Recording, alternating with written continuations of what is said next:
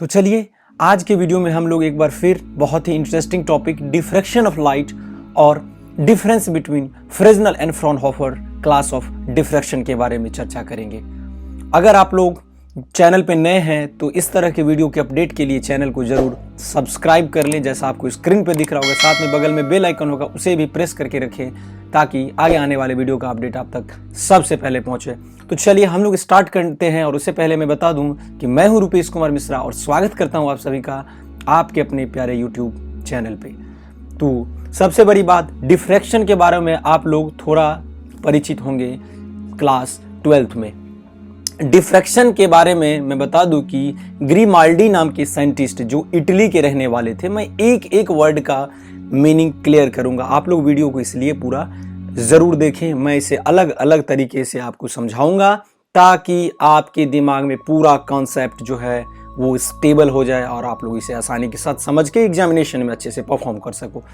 तो इटली में 17th century में इन्होंने डिस्कवर करा, इन्होंने खोजा कि अगर if the size of obstacle और एपर्चर या एपर्चर छिद्र जिसे हम बोलते हैं is comparable with the wavelength of light, अगर वो तुलनात्मक हो लाइट के वेवलेंथ से, मतलब उसके तरंग दैर्घ्य से, तो लाइट जो डेविएट होगा, लाइट जो विचलित होगा, बेंड होगा from rectilinear propagation of light के बारे में आपने पढ़ा होगा। मैं आगे इसको डेमोन्स्ट्रेशन पे बता रहा हूं, आप लोग जल्दबाजी ना करें, इसको गौर से देखें। Near the edges of obstacle aperture had enters the geometrical shadow, geometrical shadow में वो एंटर कर जाता है। अब मैं आपको थोड़ा बताता हूं इसको इलस्ट्रेशन के थ्रू। तो अब हम डिफ्रैक्शन को क्या बोलते हैं? The phenomenon of bending of light, ऐसा घटना जिसमें लाइट का बेंड होता है, लाइट मुड़ता है, वेव मुड़ता है round the sharp corners, sharp corner पे से, जैसे ब्लेड का एग्जांपल मैं आगे दूंगा, एंड स्प्रेडिंग इट, और इसका हम छिड़काव करेंगे it into the regions of the geometrical shadow. Light क्या करता है? ज्योमेट्रिकल शैडो में इनक्रोच कर जाता है। जब तक थ्योरी को हम प्रैक्टिकली एक्सपेरिमेंट के साथ ना समझे तो शायद उतना समझना आसान नहीं होता है। तो चलिए इसे हम देखते हैं। देखिए, अब मान लीजिए ये लाइट का क्या है, ये कोई पॉइंट सोर्स है। तो लाइट के रे नेचर के अनुसार हमने यहाँ पे ये एक स्लिट ड्रॉ किया। आपको ये बात सब मालूम होगा, ये स्क्रीन है। तो लाइट के रे नेचर के अनुसार लाइट स्ट्रेट लाइन में क्या होना चाहिए? ट्रैवल होना चाहिए। जैसे कि हम कर्पस्कुलर थ्योरी में जानते हैं कि लाइट पार्टिकल भी है और वेव भी है, तो पार्टिकल नेचर के अनुसार स्ट्रेट लाइन में ट्रैवल करेगा। और ये स्क्रीन पे ये सब क्या है? This is the shadow part. Shadow मतलब क्या हुआ? यहाँ पे डार्क रहेगा, अंधेरा रहेगा। जैसे हम लोग बोलते हैं ना, जो हमारा जहाँ पे छाया बनता है, हम लोग भी खड़े रहते हैं तो हमारा शैडो बनता है, तो शैडो रीजन है। तो लाइट का जैसे रे नेचर के अनुसार क्या होगा या पार्टिकल नेचर के अनुसार, ऐसे वेव यहाँ से निकलेगा ऐसे ऐसे करके, और ये स्लिट से पास करते हुए ऐसे यहाँ से देखिए ये थोड़ा फैलते हुए ये यहाँ पर पहुंच जाएगा। लाइट का वेव फ्रंट ये स्लिट से पास करते हुए और फैलते हुए ब्राइट स्पॉट तक पहुंच जाता है, जिससे क्या होगा? शैडो रीजन में भी क्या होता है? जिससे शैडो वाला जो रीजन है उसमें भी लाइट पहुंचता है, और इसी घटना को हम डिफ्रैक्शन कहते हैं। लाइट के शैडो रीजन में जो है पहुंचना, लाइट का वेव फ्रंट जब स्लिट से पास करते हुए शैडो रीजन में पहुंचता है, उसे हम डिफ्रैक्शन कहते हैं। इसे हम और थोड़ा अलग अलग तरीके से डेफिनेशन को समझेंगे।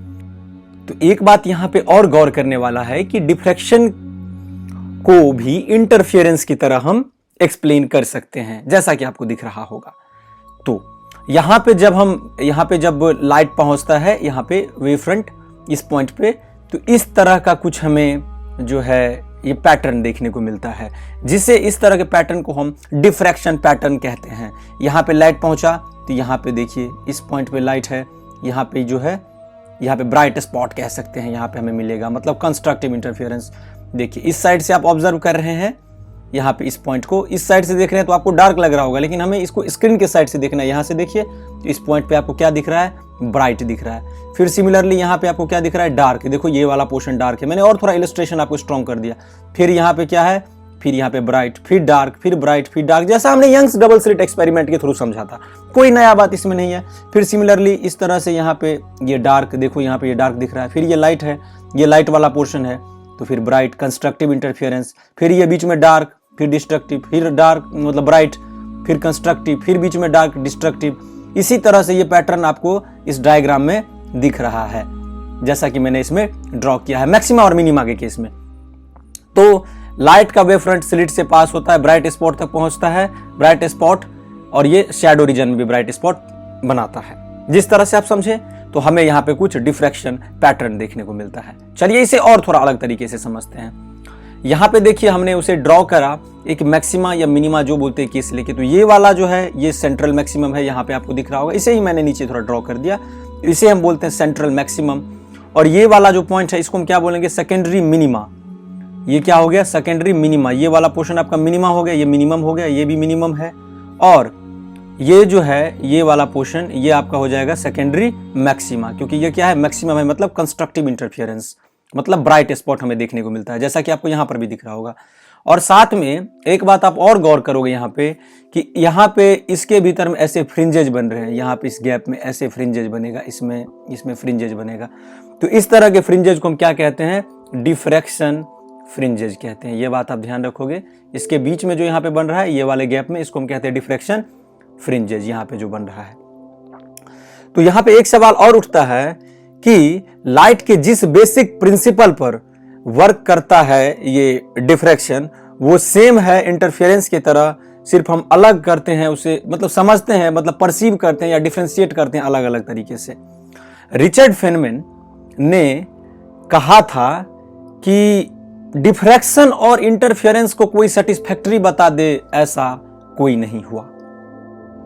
उनके अनुसार डिफ्रैक्शन और इंटरफेरेंस जो है लगभग सेम ही है, लेकिन हम उसे परसीव करते हैं अलग अलग तरीके से। लेकिन अगर हम बात करें फंडामेंटल तौर पर तो ये दोनों सेम ही घटना है।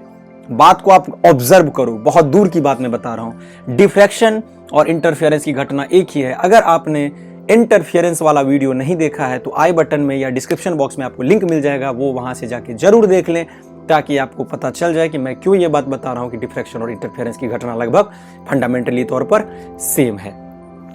मैं उसे ज्यादातर ग्राफ से क्लियर करना चाहता हूं ताकि आपको कहीं भी समझने में दिक्कत ना हो सके। हम उसे बस समझते हैं अलग अलग तरीके से। लाइट क्या हो रहा है यहाँ पे, ऐसे पास करके, और शैडो रीजन में भी लाइट पहुंच रहा है, जिससे हमें यहाँ पे जो पैटर्न दिख रहा है इस तरह का पैटर्न देखने को मिलता है। इस वाले पार्ट को हम सेंट्रल मैक्सिमम कहते हैं क्योंकि ये सेंट्रल पे है। ये सेकेंडरी मिनिमा हो गया क्योंकि ये मिनिमा वाला है। यहाँ पे डार्क पैचेज बनेगा, मतलब कि डिस्ट्रक्टिव इंटरफियरेंस, और इस वाले पार्ट पे हमें क्या मिलेगा, ब्राइट पैचेज, मतलब कि सेकेंडरी मैक्सिमा, मतलब कंस्ट्रक्टिव इंटरफियरेंस। तो चलिए इसे हम आगे समझते हैं और कुछ अलग तरीके से। देखिए डिफ्रैक्शन का मतलब क्या बताया मैंने, बेंडिंग ऑफ लाइट, लाइट का मुड़ना around the corners of an obstacle, that is called diffraction of light. Light के केस में भी और साउंड के केस में भी डिफ्रैक्शन हमें देखने को मिलता है। दोनों केस में डिफ्रैक्शन देखते हैं। अगर लंबडा मतलब वेवलेंथ जो है वो लगभग बराबर हो उसके थिकनेस के, मतलब ऑब्स्टेकल या स्लिट का जो थिकनेस रहेगा, जो हम ड्रॉ करेंगे आगे और डायग्राम में से क्लियर देखेंगे। अभी आपको पिक्चर पूरा क्लियर नहीं हुआ है, हमें आगे देखने को मिलेगा। तो इस केस में डिफ्रैक्शन पॉसिबल है, मतलब वेवलेंथ कंपैरेबल होना चाहिए उस स्लिट के या उस ऑब्स्टेकल के थिकनेस का। अगर ऐसा हो तो हम डिफ्रैक्शन देखेंगे। अन्यथा अगर लैम्डा अगर बहुत ही ज्यादा कम हुआ थिकनेस के कंपैरिजन में, तो इस केस में हमें रेक्टिलिनियर प्रोपेगेशन ऑफ लाइट, मतलब आरपीएल देखने को मिलेगा। यहाँ पे हम डिफ्रैक्शन का केस नहीं देखेंगे। रेक्टिलिनियर प्रोपेगेशन ऑफ लाइट में लाइट स्ट्रेट लाइन में ट्रैवल करके सीधे पास करती है, उसमें थिकनेस बहुत ही जो है कहने का मतलब बड़ा होना चाहिए उसके वेवलेंथ के कंपैरिजन में, क्योंकि हम जानते हैं जो लाइट का वेवलेंथ जो होता है वो लगभग नैनोमीटर में होता है। लेकिन अगर हम इसे साउंड के केस में समझें तो कैसे समझेंगे, चलिए इस पर बात करते हैं। गेट के बाहर, मान लो अगर गेट है, गेट के बाहर कोई आदमी बोल रहा है तो क्या आवाज अंदर तक जाता है या नहीं? तो इसका जवाब है बिल्कुल, ड्यू टू डिफ्रैक्शन। डिफ्रैक्शन के कारण गेट के अंदर तक वो आवाज पहुंचता है बेंड होके। लेकिन किस केस में? यहां पे साउंड के केस में, न कि लाइट के केस में। यहां पे हम साउंड के केस में समझ रहे हैं, बड़ा बात को गौर कीजिएगा। बट मैं यही बात अगर आपसे पूछूं कि गेट बंद है फिर भी आपको साउंड पहुंच रहा है, यहाँ पे साउंड के केस में, अगर लाइट के केस में ऐसा हो कि रूम बंद कर दिया जाए और तब आप एक रूम में लाइट जला दो और ये बोलोगे कि दूसरा रूम में चला जाए, तो क्या ऐसा संभव है? तो जवाब है इसका बिल्कुल नहीं। इसलिए हमें डेली लाइफ में डिफ्रैक्शन लाइट के केस में देखने को नहीं मिलता है, जैसा कि हम साउंड के केस में देखते हैं, क्योंकि साउंड का जो वेवलेंथ होता है वो लगभग मीटर में होता है, जैसा कि हम ऑब्स्टेकल का भी जो है देखते हैं, ऑब्स्टेकल का भी जो होता है वो मीटर में ही होता है उसका वेवलेंथ। तो इसलिए साउंड वहां से क्या होता है, बेंड हो जाता है आसानी के साथ। तो डेली लाइफ में हमें डिफ्रैक्शन देखने को नहीं मिलता है। तो डिफ्रैक्शन में क्या होता है, हिंड्रेंस होता है, ऑब्स्टेकल होता है, अवरोध होना ही चाहिए इस तरह के केस के लिए। अगर हिंड्रेंस नहीं होगा, ऑब्स्टेकल नहीं होगा, तो डिफ्रैक्शन की घटना हमें देखने को नहीं मिलेगी, चाहे लाइट के केस में हो या साउंड के केस में हो। बड़ा बात को आप गौर कीजिएगा। तो यहां पे मैंने क्या बताया, जो लाइट का वेवलेंथ क्या होना चाहिए, थिकनेस के कंपैरेबल होना चाहिए, तभी डिफ्रैक्शन लाइट का पॉसिबल है। और उसका थिकनेस मैंने बता दिया। अगर ऐसा केस हुआ, इसका मतलब rectilinear propagation of light. Light slit से जब पास होती है, चलिए इसे समझते हैं, अलग अलग तरीके से हम परसीव करेंगे। यहीं पे देखिए, जैसे लाइट को स्लिट से हमने पास करवाया, लाइट को स्लिट से पास करवाया, तो लाइट क्या हुआ, यहां पे स्लिट से पास करते ही यहां से ये बेंड हो गया, मतलब मुड़ गया इस डायग्राम में, और स्क्रीन पे जाके यहां पे हमने ब्राइट स्पॉट कुछ देखा। फिर उसके बाद हमने इस तरह का कुछ जो है पैटर्न देखने को हमें मिला। साउंड वेव में मुड़ने के कारण साउंड में क्या होता है, डिफ्रैक्शन होता है। लाइट में भी मुड़ने के कारण ही डिफ्रैक्शन हमें देखने को मिलता है। इसलिए ऑब्स्टेकल या हिंड्रेंस का रहना बहुत ही ज्यादा जरूरी है। चलिए एक बार और डिफ्रैक्शन को अलग तरीके से समझते हैं। तीसरा तरीका मैं अपना रहा हूं, रेक्टिलिनियर प्रोपेगेशन ऑफ लाइट के अनुसार मैंने लिखा है कि लाइट को स्ट्रेट लाइन में ट्रैवल करना चाहिए। इसमें कोई नया बात नहीं है। तो देखिए, अभी मैं डिफ्रैक्शन क्लियर कर रहा हूं, फिर मैं फ्रेस्नेल्स और फ्रॉनहोफर क्लास ऑफ डिफ्रैक्शन पे चर्चा करूंगा कि कैसे उसे बांटा गया है। मान के चलो कि कोई कार्डबोर्ड है, जो आप बचपन में खेलते होंगे कार्डबोर्ड। तो कार्डबोर्ड में होल्स बना के एक कैंडल आप रख दो, उसमें होल बना दो, ऐसे छिद्र जिसे हम बोलते हैं, और उसमें एक कैंडल रख दो। जब कार्डबोर्ड के होल्स एक सीध में आ जाएगा तो दूसरे तरफ लाइट दिखता है या नहीं? बिल्कुल लाइट दिखेगा दूसरे तरफ, जब एक सीध में आ जाएगा, पूरा पूरा सीधा सीधा आ जाएगा। तो अगर वो एक सीध में ना हो तो इसका मतलब क्या होगा, लाइट वहां से पार नहीं कर सकता है, एक सीध में रहना चाहिए। इसका मतलब लाइट स्ट्रेट लाइन में प्रोपेगेट हो रहा है। अगर सीधे लाइट पार किया, यहां जो हमने रखा था मान लो मोमबत्ती, तो यहां पे रेक्टिलिनियर प्रोपेगेशन ऑफ लाइट में देखने को मिला। अगर यहां पे लाइट सीध में ना हो तो वहां पे लाइट बेंड हो सकता है। अगर कोई लाइट रे या लाइट बीम या वेव टकराती है किसी शार्प एज से, ब्लेड से या ब्लेड के कॉर्नर से, तो ब्लेड आएगी लाइट के पाथ में। मान लो ये ब्लेड है, यहां से पास किया तो ब्लेड के कॉर्नर, यहां वाले कॉर्नर से ये टकरा के और तब बेंड होती है। जब ब्लेड के कॉर्नर पे ये आएगी तो स्ट्रेट लाइन में तो ये लाइट पास करेगी, साथ साथ ये यहां से मुड़ जाएगी। उसके बाद क्या होगा, लाइट का बेंड होना, जो ज्योमेट्रिकल शेडो इस डायग्राम में आपको यहां पे बन रहा था, ये यहां पे ऑब्जर्व करो आप, कुछ अलग तरीके से मैं और बता रहा हूं। यहां पे जो ज्योमेट्रिकल शेडो बन रहा था, तो इस ज्योमेट्रिकल शेडो में भी लाइट बेंड होके शैडो रीजन में पहुंच जाएगा, जैसा हमने इसे पहले जाना। लाइट सीधे स्ट्रेट लाइन में प्रोपेगेट तो होगा ही रेक्टिलिनियर प्रोपेगेशन ऑफ लाइट के अनुसार, और साथ साथ आपको ब्लेड के कॉर्नर से जो शार्प एज है वहां से लाइट बेंड होके ज्योमेट्रिकल शैडो में भी दाखिल हो जाएगी। इसी घटना को हम डिफ्रैक्शन ऑफ लाइट की घटना कहते हैं। ये मैं तीसरे समझे तरीके से आपको क्लियर कर चुका हूं। लाइट का सीधे समझिए, ऐसे करके लाइट आया, ये आपका रे है और ये आपका वेव फ्रंट ऐसे करके है, और इस स्लिट से पास करके वेव कुछ इस तरह से हमें बेंड होते हुए दिखता है। तो इस घटना को डिफ्रैक्शन ऑफ लाइट कहते हैं। यहां से आपको शायद क्लियर हो गया होगा।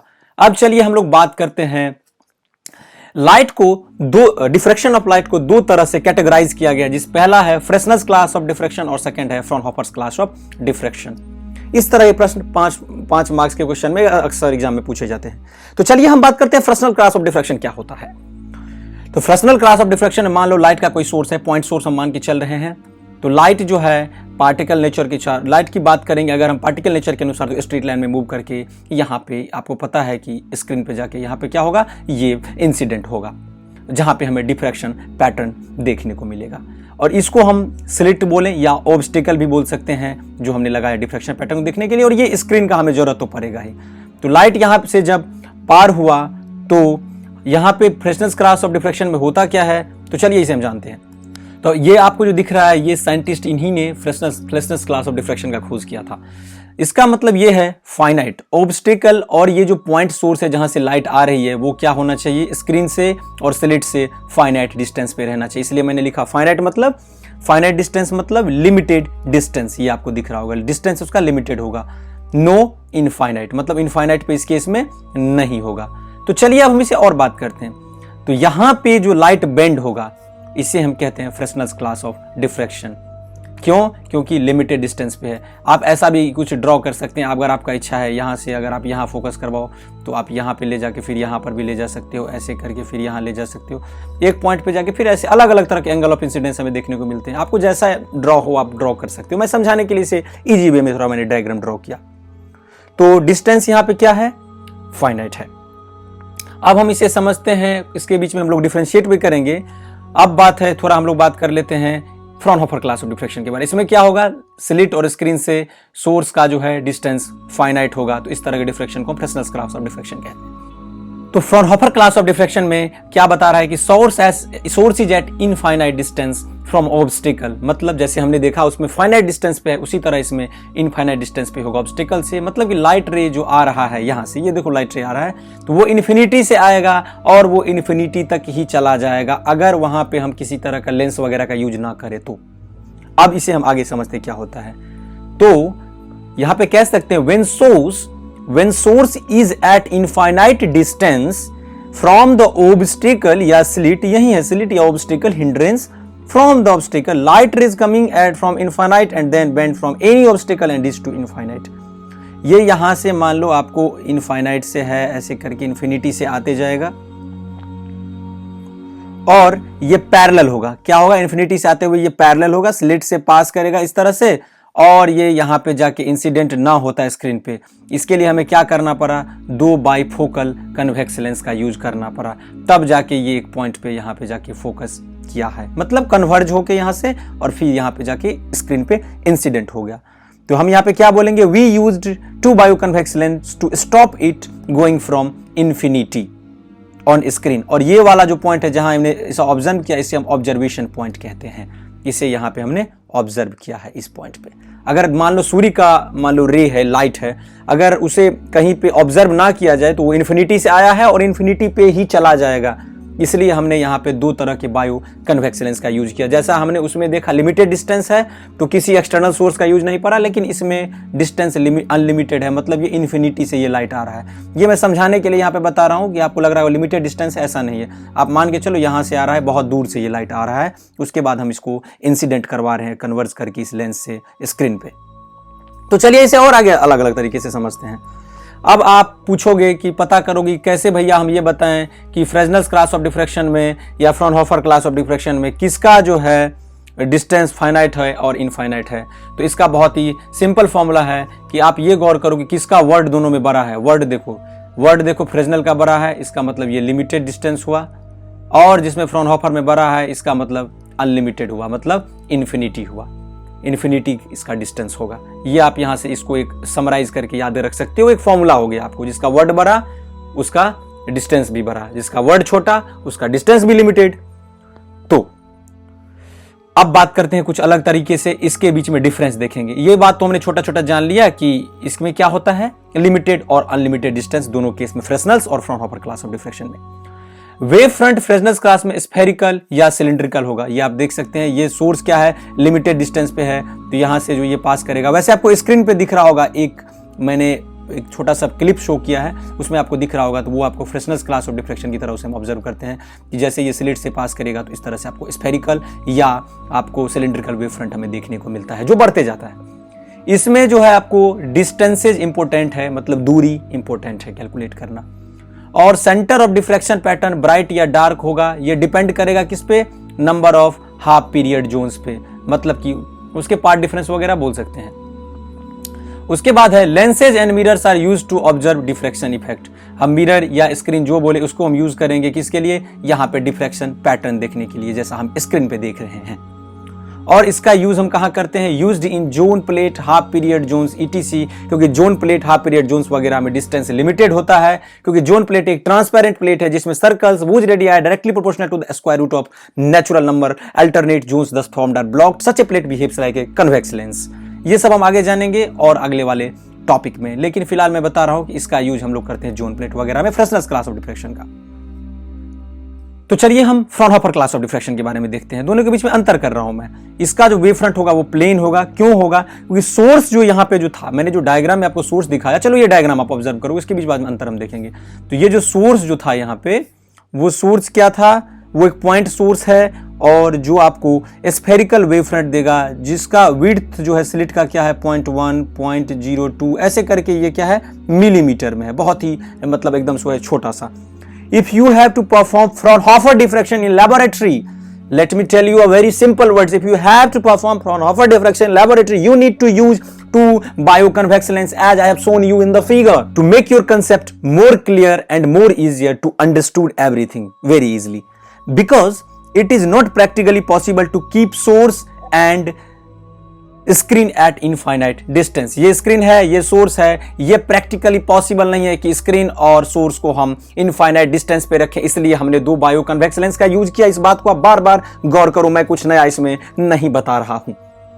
अब बायो कन्वेक्स लेंस का यूज क्या है और इसका पर्पस क्या है, चलिए मैं एक बार फिर डिटेल में इसको बता देता हूं। उतना बताना डिटेल में जरूरी नहीं है क्योंकि मैंने इसे अच्छे तरीके से समझा दिया, फिर भी मैं बता देता हूं। We are having a point source, we having a point source. Let us suppose this point source जहां से लाइट आपको आ रहा है, that will emit a spherical wave front. That will emit a spherical wave front. Spherical wave front आपको emit करेगा. The spherical wave front is converted into a plane wave front when it passes from the slit. It converted into the plane wave front. Will hit on the slit. मतलब यहाँ पे hit करेगा तो ये क्या करेगा, plane wave front जो है emit करेगा, diffract होगा यहाँ से तो, and hence the ray will get diffracted. मैंने बताया ray will get diffracted from here upward या downward। आप चाहे तो यहाँ पर भी ऑब्जर्वेशन पॉइंट लगा सकता था, जैसे मैंने यहाँ पे लगाया। आपका मन है यहाँ पे ले जाए तो ऐसे करके आप यहाँ पे ले जा सकते थे, आपका मर्जी समझने के लिए। मैंने इसे डाउनवर्ड ही लगाया, आप अपवर्ड भी कर सकते थे। This diffracted rate get conversed using convex lens। ये convex lens को यूज करते इसे हम क्या करेंगे, कन्वर्स करेंगे। और convex incident on the screen eight point P, इस पॉइंट पी पे, ये मान लो पॉइंट पी, यहाँ पे जाके हम क्या करेंगे, इसको इंसिडेंट कर देंगे, यहाँ पे मिला देंगे ताकि हमारा लाइट इन्फिनिटी तक ना जा सके। अगर हम इसे यूज नहीं करेंगे तो हमारा लाइट जो है वो इन्फिनिटी पे चला जाएगा। इसे समझने के लिए हम टू बायो कन्वेक्स लेंस का यूज करते हैं। ये ब्राइट या डार्क कुछ भी हो सकता है, depend upon path difference of this rays. इसका क्या पाथ डिफरेंस है, जैसे पार्ट डिफरेंस हम लोग पढ़ते हैं एन लैम्डा वगैरह फॉर्मूला होता है, सो इसमें कुछ नया बात नहीं है। तो चलिए अब हम इसको कुछ अलग तरीके से समझते हैं। इसका यूज क्या होता है, इसका यूज डिफ्रैक्शन ग्रेटिंग्स में होता है, फ्रॉनहोफर का एनस्लिट वगैरह में हमें देखने को मिलता है, क्योंकि हमें इसमें हो सकता है बायो कन्वेक्स लेंस सबका यूज करना पड़ता होगा, लेकिन फ्रेस्नेल क्लास ऑफ डिफ्रैक्शन में कोई तरह का सोर्स का एक्सटर्नली यूज नहीं करना पड़ता है। चलिए अब हमने जाना फ्रेस्नेल क्लास ऑफ डिफ्रैक्शन को देखते हैं कि वेव फ्रंट क्या होगा, सिलेंड्रिकल या स्फेरिकल होगा, जैसा आपको स्क्रीन पे एक बार फिर से प्ले हो रहा होगा इस तरह से। तो इसमें जो है लेबोरेटरी में अगर मान लो, अगर हम इसको तो इसके बीच में डिफरेंस तो देख लिया हमने, अगर लेबोरेटरी में इसे परफॉर्म करें, कहां पे, लैब में, तो क्या इसमें जो है किसी लेंस का यूज पड़ेगा स्टडी करने के लिए? तो बिल्कुल इसका जवाब है किसी भी लेंस का यूज नहीं पड़ेगा, जैसा आपको डायग्राम में दिख रहा होगा। तो ऐसा भी आप लिख सकते हैं, no lenses are used in laboratory for observing diffraction effect या Fresnel laboratory for studying Fresnel class of diffraction.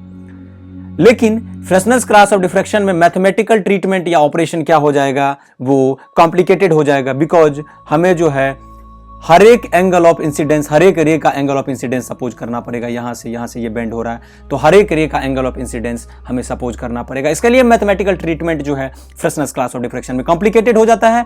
वहीं फ्रॉनहोफर क्लास ऑफ डिफ्रैक्शन में ये जो साइंटिस्ट फ्रॉनहोफर ने बताया कि इसमें जो है all the rays getting incident having same angle of incident, इसमें जो थीटा एंगल जैसे बनेगा, इसका जो एंगल ऑफ इंसिडेंस होगा सभी का सेम होगा, इसलिए हमें मैथमेटिकल स्टडी करने में ये काफ़ी आसानी होगा। तो इसे हम आसानी के साथ इसका मैथमेटिकल ट्रीटमेंट कर सकते हैं। हमें कोई अलग से एंगल ऑफ इंसिडेंट सपोज करने का बिल्कुल ज़रूरत नहीं है, जैसा हमने फ्रेस्नेल क्लास ऑफ डिफ्रैक्शन में देखा। तो यही था आपका फ्रेस्नेल फ्रॉनहोफर क्लास और डिफ्रैक्शन के बीच में काफ़ी डीपली अंतर, और डिफ्रैक्शन ऑफ लाइट क्या है, इसका फेनोमेना। आपने इस वीडियो को पूरा जरूर देखें और इसको समझ लें। कहीं दिक्कत होता है तो कमेंट बॉक्स में आप अपना प्रतिक्रिया जरूर दें। मिलेंगे अब नेक्स्ट वीडियो में। इसी तरह के वीडियो का अपडेट आपको समय समय पे आता रहेगा। आप लोग बस चैनल के साथ बने रहें। मिलते हैं नेक्स्ट वीडियो में। तब तक के लिए आप सभी को बहुत बहुत धन्यवाद। जय हिंद, भारत माता।